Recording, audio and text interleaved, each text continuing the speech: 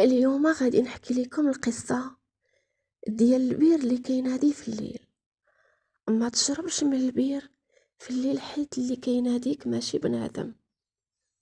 هذه قصة ديال مولاي الحسن من مدينة سطات. كان مولاي الحسن كساب في دوار بعيد على مدينة سطات.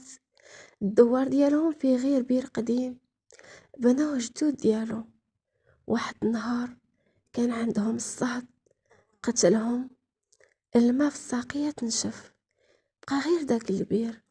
قالوا لي جدود: يا ولدي البير ما تخرجش ليه في النهار، في الليل كاين ناس ساكنين حتى منه. ضحك مولاي الحسن وقال: هذه غير خرافة باش نخافوا. في ليلة الصيف سخونة بزاف فاق مولاي الحسن عطشان.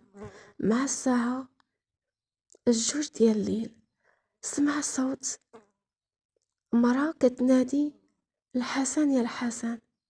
جيت دلو، الماء بارد. خرج بالعكس ديالو، الجو ساكت، غير الصوت ضفادع.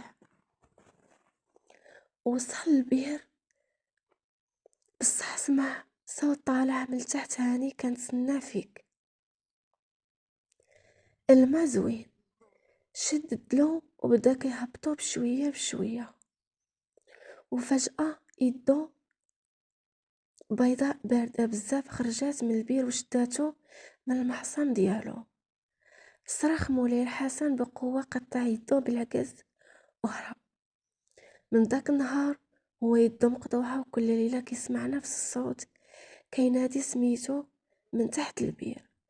ولحد اليوم البير مسدود بالحجر وما كاين حتى واحد كيقرب ليه. منين كيأذى المغرب العبرة ماشي كل ما يناديك بسميتك خاصك تجاوب، حيت في البادية اللي تحت البير ماشي بنادم.